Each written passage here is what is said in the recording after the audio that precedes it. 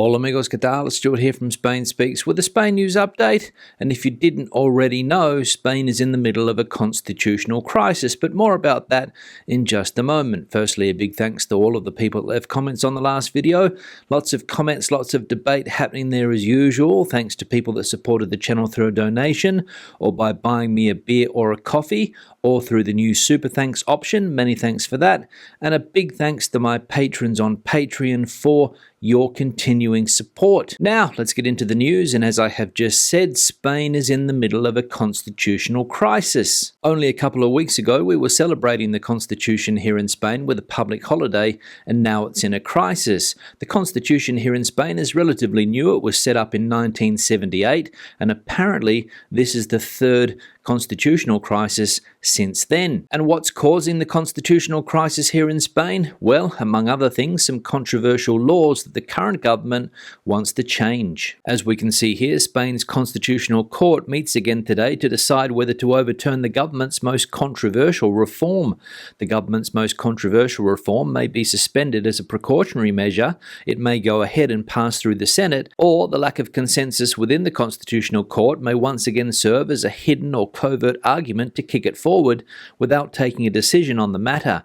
These are the three possibilities that may arise in the key meeting that the Court of Guarantees has scheduled for this Monday, in which it will decide on the legality of the reforms to the crime of sedition, embezzlement, and the way in which the General Council of the Judiciary appoints its candidates, in an institutional rupture between the government and the opposition that is being transferred in the form of a mirror to several judicial institutions. So today, Monday, a crucial day here in Spain as far as the Constitution is concerned. The government wants to get these laws changed to keep some of its political partners happy, for example, independence parties that just a few years ago were trying to break Spain as a country, and the main opposition parties here in Spain on the right side of politics are not happy, hence the constitutional crisis. And Prime Minister Pedro Sánchez has come out and said that the right side of politics here in Spain is trying to destroy democracy. As we can read here, according to Mr. Sánchez, the right and the far right are trying to overturn democracy, but the constitution will prevail, he says. Pedro Sánchez's press conference in Brussels late last week after a marathon of European summits made it very clear that the president has been following events in Spain all day, and that he had a resounding response ready,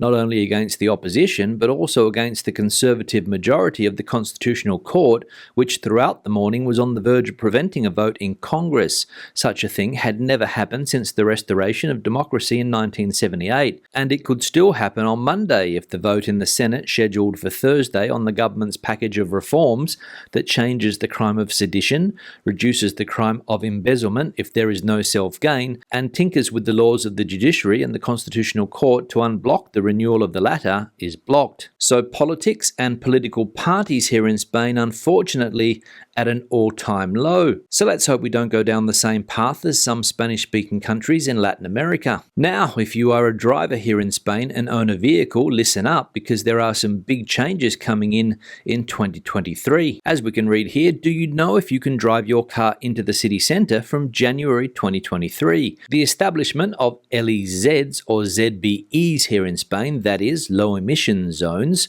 which will come into force in many cases on the 1st of January, will mean that more than 4 million cars will be banned from driving in Spain's main cities, according to figures provided by professional associations of car dealers.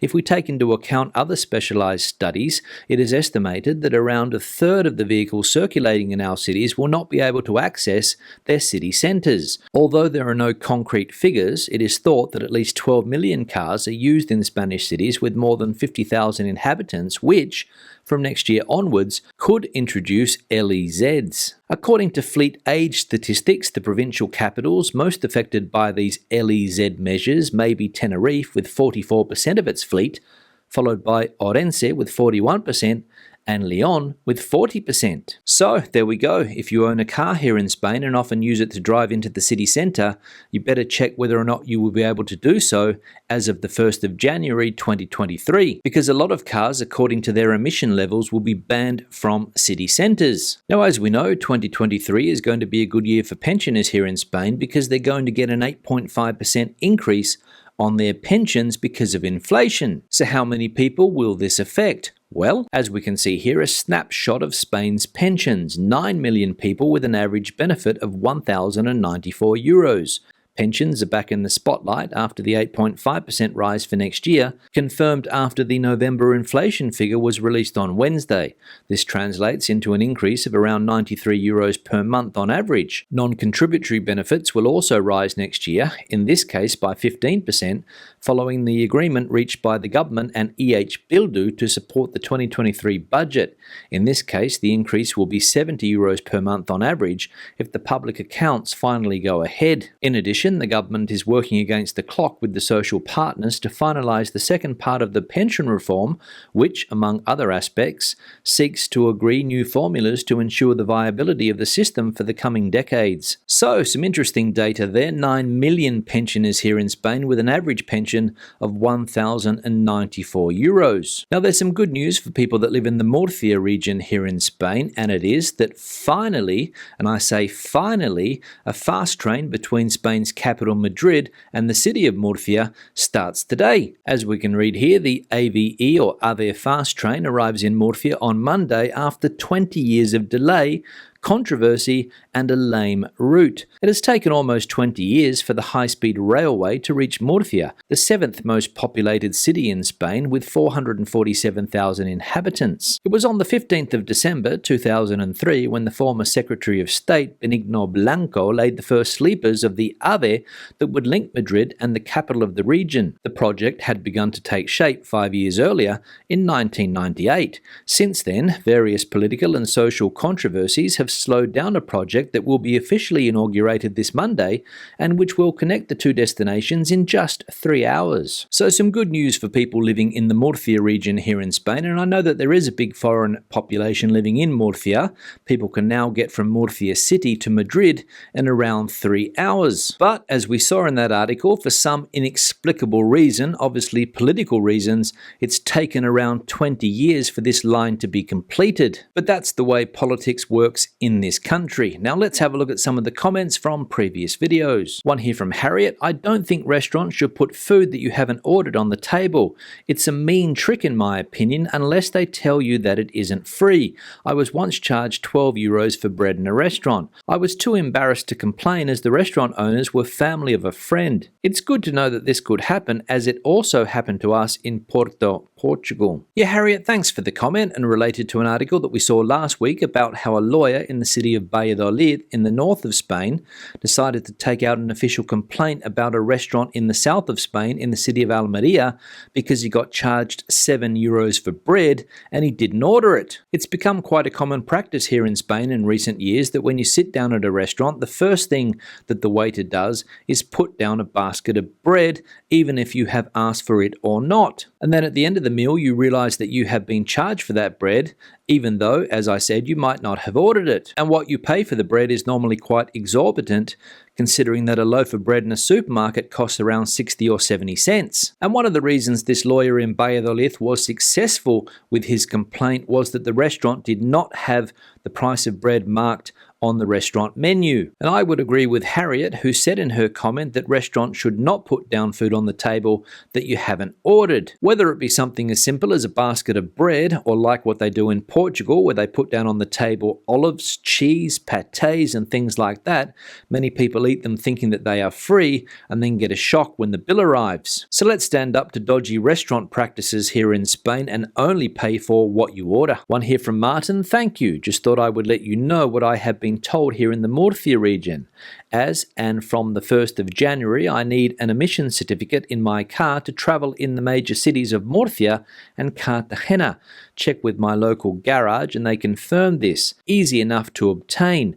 Called the local post office and took my logbook and NIE card. Was there 10 minutes, paid €5 for this, and then need to secure this on my windscreen. Hope this may help. Feliz Navidad and prosperous Año Nuevo. Yeah, Martin, thanks for the comment, and we saw an article about this earlier in today's video about how many cities here in Spain, cities with more than 50,000 people, as of the 1st of January 2023, are going to be introducing low emission zones, meaning that people with older cars won't be able to drive in those areas. And the cities that you mentioned there, Murcia City and Cartagena, because they have more than 50,000 people, will no doubt be introducing these new rules and regulations. And cars that drive in these cities will have to have a special sticker on the windscreen to determine whether or not they can enter certain areas. But the good news, as Martin points out in his comment, is that the stickers are not difficult to get. Just go to the local post office with the correct documentation and away you go. And Feliz Navidad to you and your family. But just one thing quickly, Martin, when you write the word years in Spanish, make sure that you put that little thing over the N,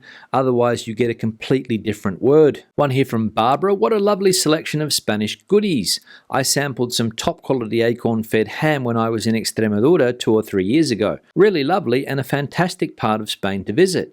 I was in Rioja in April and also sampled some excellent wines in some of the bodegas. Thanks for educating us on the typical Christmas hamper of Spanish food, Stu. Feliz Navidad to you and your family. Yeah, Barbara, thanks for the comment, and related to a video that I posted the other day in which I opened my partner's Christmas hamper that she got from her company. It's an annual tradition. She gets one every year, and in the video I opened it up and we had a look at what was inside. Plenty of typical Spanish goodies inside the hamper, for example, cured meats, pâtés, cheese, also some red peppers, which are quite tasty. There were some sweet things as well, for example, typical biscuits here in Spain, turrón, which is like nougat, very popular at Christmas time here in Spain. Wine was also in the hamper, some red wine, white wine, cava, cider. So lots of alcohol and lots of cured meat and other typical products that you will see on Christmas dinner tables here in Spain at this time of year. And Feliz Navidad to you and yours, Barbara, too. One here from Kevin. I noticed that red Ford Focus you walked past has GB number plates on it, a 60 plate year too. Yeah, Kevin, thanks for the comment. And the video that I think you are referring to is one that I did the other day where I was walking around my local area. And to be honest, I went through the video and I could not find the red Ford Focus with UK license plates that you are talking about. Yes, there was a red Ford Focus parked on the side of the street, but it didn't have UK plates. There are a couple of cars in my local neighborhood that do have GB plates on them. People that obviously haven't changed to Spanish plates yet, or people that are here on holiday visiting family or friends from the United Kingdom. But to be honest, you will not see many cars with GB plates here. But thanks for the comment anyway. One here from Ribiera Sacra. At last, a mention about the wines from this region. I have managed to visit Don Ventura a number of times. The wine was a favorite of American wine critics many years ago, hence the need to take some of my guests there. Fermentation in oak barrels can overwhelm Mencia's rather delicate flavor. The land here has many microclimates with different soil conditions, so this can make for some variation in the wines. Yeah, Ribiera Sacra, thanks for the comment, and related to a video that I did the other day in which I went to my local supermarket to buy some wine, and one of the wines that I bought was from the area that you mentioned there, Ribeira Sacra, which, for people that don't know, is in the autonomous community of Galicia in the northwest of Spain. And I will say that I opened that bottle of wine the other evening, last Saturday evening to be exact, and it was not a bad drop. And the price wasn't bad either, around €7.50 for that bottle. And trying different wines from different wine areas here in Spain is something that I always recommend people do. It's too easy to get stuck on the same wines all the time. For example, red wines from Rioja, Ribera del Duero, which are the common wines in supermarkets here. But if you go to a specialty wine shop, you would be surprised at the different varieties of red wines and white wines that you can find. And normally, they're pretty good. Galicia has decent wines, Asturias has decent wines, Leon has decent wines, Murcia has decent wines. You can find decent red and white wines, as I said, in most parts of Spain nowadays. And finally, one here from James. I have only seen Christmas crackers in British stores or international markets in the US, so only in large cities. Yeah, James, thanks for the comment. And this is a topic that popped up on yesterday's live stream. Somebody asked whether or not Christmas crackers are common on Christmas tables here in Spain. I said that no, in my experience, I have not seen Christmas crackers on Christmas tables at this time of the year, unlike in Australia, for example, where every table that I have had Christmas lunch has had a Christmas cracker on it. And I think also in the UK, Christmas crackers are to be found at Christmas celebrations. I wasn't sure about the United States, but James has set the record straight there by saying that only in British shops and international markets will you find Christmas crackers. And if you're not familiar with what a Christmas cracker is, here's a picture. So a Christmas tradition in some English-speaking countries, but not in all of them. On that note, I'll wrap the video up. Questions and comments, please leave them in the section below. Debate the video out as you normally do. Give it a thumbs up if you liked it, thumbs down if you didn't. I'll see you in the next one. Hasta luego.